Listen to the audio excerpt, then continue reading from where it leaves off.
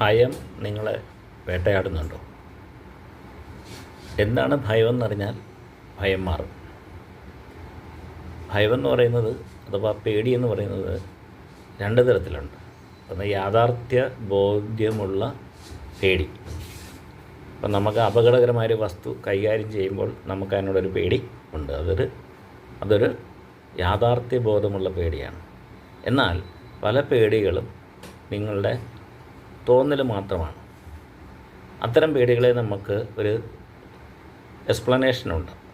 False evidence appear as real. False evidence appear as real. ഇല്ലാത്ത എന്തോ ഒരു സംഗതി ഉള്ളതുപോലെ നിങ്ങളെ വന്ന് പേടിപ്പിക്കുന്നതാണ്. അപ്പം യാഥാർത്ഥ്യബോധമുള്ള പേടികൾ, ഭയം നമ്മുടെ ജീവൻ രക്ഷിക്കാനും അപകടങ്ങളിൽ നിന്ന് രക്ഷപ്പെടാനും സഹായിക്കുമ്പോൾ യാതൊരു അടിസ്ഥാനവുമില്ലാത്ത ഇറാഷണലായിട്ടുള്ള പേടികൾ നമ്മളുടെ അവസരങ്ങളെ നഷ്ടപ്പെടുത്തും.